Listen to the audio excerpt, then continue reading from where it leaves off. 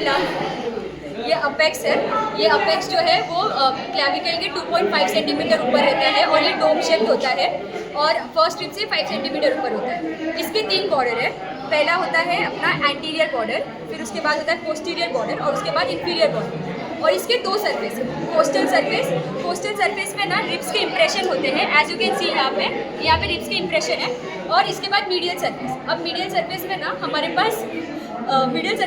पास दो उसके पार्ट्स होते हैं। पहला मीडियस्टिनल पार्ट और ये जो है वर्टिब्रल पार्ट है, ठीक है। मीडियस्टिनल और ये वर्टिब्रल, ये देखिए इसके इंप्रेशन। फिर उसके बाद अगर हम देखें तो लेफ्ट लंग है ये, तो लेफ्ट लंग के 2 लोब, ठीक है, एक अपर लोब और एक लोअर लोब। और इसके अंदर लेफ्ट लंग के अगर हम लोग रूट ऑफ लंग में देखें रूट ऑफ लंग में 4 इंप्रेशंस है। पहला आता है सुपीरियर पल्मोनरी वेन, उसके बाद आता है ब्रोंकियस, उसके बाद हमारा पल्मोनरी आर्टरी आता है और उसके बाद आता है इंफीरियर पल्मोनरी वेन। अब जो पल्मोनरी आर्टरी है वो डीऑक्सीजनेटेड ब्लड लेके जाती है ऑक्सीजनेशन के लिए, और जो पल्मोनरी वेन है वो ऑक्सीजनेटेड ब्लड लेके जाती है। और ये जो छोटे छोटे दिख रहे हैं सब ब्रोंकियल वेसल्स है, ठीक है।